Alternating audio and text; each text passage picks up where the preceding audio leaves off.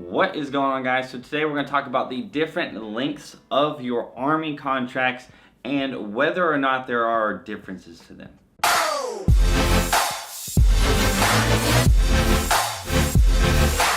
So like my other videos, I get a lot of the video topic ideas from you guys and your questions. And I got a question saying, can you please make a video tomorrow, explain the difference between signing a 4-year contract and a 6-year contract? Is there a better bonus? Is your job different? And do you get any higher rank like the Air Force does? So that is a good point. In the Air Force, you do, I think, make E3 if you do a 6-year contract versus other contracts. And I just want to point out that in the Army, that is not the case. Just, straight off the bat, you're not going to get any rank promotions because you do a longer contract. Now, there are just a few key things that I want to point out whenever it comes to your contracts. Whenever you're looking to actually join the Army, particularly because, as obviously, like I've already stated, different branches of the military do their contracts differently. They pay out their bonuses differently. There's a lot of different things. So the best, the most current, the most up-to-date information for you for your different lengths of contracts are going to be at a recruiter's office. Now, I'm not trying to recruit you guys. I'm just telling you, if you want like the most up-to-date information, going to a recruiter's office is where you're actually going to get it. Now, the 2-year contract and the 3-year contract, I do want to talk about those real quick. 2 years, some people ask all the time about 2-year contracts and is that an option? And from what I understand, like right now, I don't think it's an option. But it's kind of like a tactic that the government or the military uses to actually try and recruit people. It's, I guess, kind of like a try to get you in the door kind of thing, kind of how there's like a sale going on. Oh, 2-year contracts in the military, super easy, because it really is easy. Like 2 years, if they did that all the time, would be really ridiculous, because essentially your first year is essentially just training and getting used to it. And then by the time you're done with that, if you had a 2-year contract, you would just be basically getting ready to get out already. Now, they do offer 3-year contracts all the time, but this is where I'm gonna get into talking about the contracts and what you all need to know whenever you're thinking about joining the military, right? So the length of your contract, the differences that are gonna come into play is going to depend on the MOS that you want. So if you want a particular MOS and they only have 4-year contracts, then you're gonna have to do that. If you have a particular MOS and they have a 3-year or a 4-year or a 5-year or a 6-year contract, then you're gonna have to make your decision.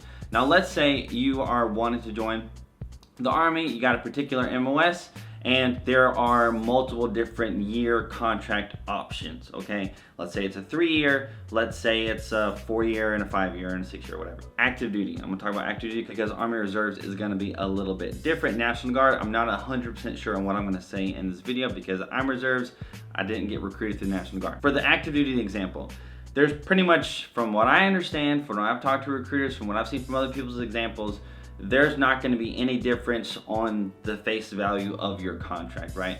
Now, if you're looking at it, you got a 3-year contract and you have a 4-year contract. If you're just comparing the two, odds are they're going to be the same. The differences that are going to come into play face value for these contracts, because you're going to talk about really intricate things. That's why I said the most up-to-date information is going to come from your recruiter. But the biggest thing is really honestly going to be like your bonuses and other different incentives that you might get. There's not going to be any differences in your contract. If you do a 3-year contract or a 6-year contract, the Army doesn't care. You are in the military now. You go to your unit or whatever. They don't care. Like, oh, what contract year did you sign? Like, nobody cares, right? So it's just essentially whichever contract offers you the most benefits that you're willing to accept. So if you have a 3-year contract, no bonus. But then you have a 4-year contract and it's got a $20,000 bonus, that might be a difference. That's a difference here that could very likely be the actual reality of what you're gonna be facing. Now, in my personal opinion, for that 4-year contract with the $20,000 bonus, I would take it. But if you have a 3-year contract and you have a 4 or a 5-year contract, a lot of people, I know this because I've heard it from a lot of people. I know a lot of you are just super hua, you're ready to join. You know you want to join the military, and you'll just go with that longer contract just because you know you want to join. You know you're gonna love the military. You know this is what you want to do, so you might as well sign the longer contract, even though there's more benefits. And I'm going to tell you guys, like, please, for the love of everything, stick around for whenever I talk about this, because I want to talk about Army Reserve thing first. So definitely stay tuned a few more minutes. But in the Army Reserves, it's a little bit different. A very common thing for the Army Reserves is to have a 3-year contract and a 6-year contract. Now the difference here, big difference, is, and this is the reason why I did a 6-year enlistment contract. This is why I did a 6-year enlistment instead of a 3-year enlistment, because if it wasn't for this, I would have just done 3 years, because it's smarter to do the shorter contract if the benefits are the same. Key thing there is the benefits being the same. For the Army Reserves, if you do a 6-year contract, you are going to get the GI Bill. You are going to be eligible for the GI Bill, the Select Reserve GI Bill. And from what I understand from documentation, like official stuff, right? And I can link it down below, is if you do a 3-year contract in the Army Reserves, you're not eligible for the Select Reserve GI Bill. Now the reason for that is, like I said before, a 2-year contract after active duty, I mean, it's just a cinch. It's super easy. You're not really giving up that much of your life. You're not really sacrificing all that much. In the Army Reserves, a 3-year contract, not really that much. You know, it's the whole 1 week a month, 2 weeks a year. You know, you're not even gonna have a whole year of active duty time in that 3 years of reserve time. So you're not gonna be eligible for that Select Reserve GI Bill benefit. So I think it would be smart for you to just go ahead and do the 6-year contract. But if you don't want to, if you're just not totally sure, you can definitely stick with the 3-year.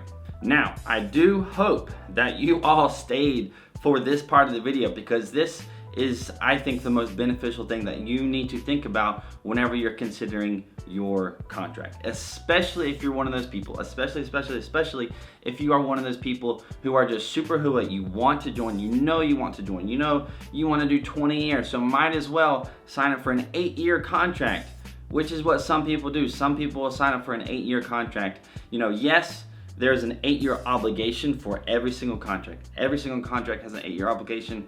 I've talked about that a lot, but honestly, the odds of that actually having an effect on you is not very likely. So, but some people will do like an 8-year active duty contract, or some people will do a 6-year active duty contract whenever they could have just gone with a 4-year contract and got the same exact benefits. And they chose the longer one just because they know that they want to be in the military. Now, don't do this. And this is why this is super, super serious, right?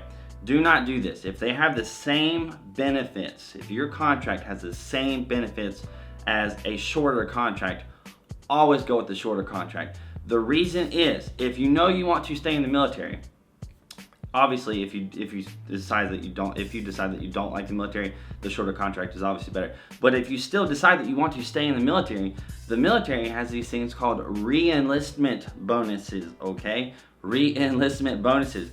So if you sign up for an 8-year contract, and let's say you get a $20,000 bonus, and then you want to re-enlist, and there's another $20,000 bonus, okay?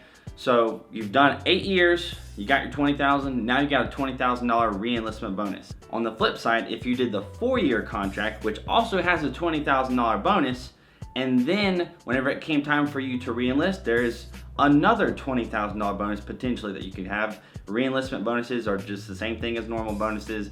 It's not guaranteed that you're gonna get one by wanting to re-enlist, but the possibility is really there that you could get a re-enlistment bonus. So you're losing that opportunity for those last 4 years of doing, or last 2 years if you did a 6-year contract, if you just did a longer one just because, right? So you have the potential to get more money by having a shorter contract. And then the other awesome thing to this is, if you do a 4-year contract, you get a bonus, whatever, that doesn't really matter. But you decide to re-enlist, your re-enlistment date, that contract starts when you actually sign that, and whenever you have that contract go into effect, right? The re-enlistment contract isn't going to start after your first enlistment contract starts, because it's going to basically null and void your first contract, and then you're going to get your second contract, and that's going to be boom. So the potential here is you sign for a 4-year contract. Then after 3 years, maybe a little bit over 3 years, maybe you're thinking about it, maybe let's just say after 3.5 years, you re-enlist and you get another bonus. Boom, re-enlistment contract. You get a $20,000, $10,000, $5,000 bonus. Well, now you're making, or you've made, a lot more money than if you just did that 6-year contract. Now, I know this video might be a little bit long, but this is honestly super duper important. I hope you guys did understand it. But again, to reiterate for the 50th time, because this is really important, if you have 2 contracts that are the exact same benefits, the same incentives, the same everything, and one is longer than the other, always go with the shorter one, because the potential for your re-enlistment bonus coming up earlier, you get, you can re-up before your first enlistment contract is over. It's just essentially better, smarter, all the way around to do the shorter contract, again, if they're the same. So in conclusion, the difference between contracts and years and things like that is, it doesn't really make a difference as far as other branches like the Air Force. You get promotions, but the difference is going to come into play depending on what MOS you want, also depending on how long you want to enlist. So there is no real answer to this. There's no blanket 4-year contract for the military for every single MOS. So if you have any more questions or more specific things, or if you're not okay with this video or whatever, your recruiter's office, by far the best place to go, right? They will literally pull up a list of all of the different things that you are eligible for. After you take the ASVAB, you'll know, what incentives and stuff that you can get. Now, one thing I want to throw in here, if you're still sticking towards the end of this video, is a big factor on your bonus and what size of bonus you can get is really dependent on your ASVAB. So try to get the best on your ASVAB, because if you get a really high score on your ASVAB, it will open up the door for a few different incentives that you might not have gotten if you just barely passed the ASVAB. So keep that in mind. But that is it for this long-winded video about contracts. So I hope you guys enjoyed it. If you did, hit that like button. That would be awesome. If you want to check out some more of my videos, hit that subscribe button and the notification bell button. That would be even better. Follow me on Instagram and Snapchat. If you haven't already, hit up the store, the shopmw.store, link in description if you want one of these t-shirts. I have a few of them that have the MOS number here on the side. This one's mine in particular, 25 Alpha Signal Officer. Anyways, check that out if you want to. I hope you guys have an amazing freaking day, and I will see you later.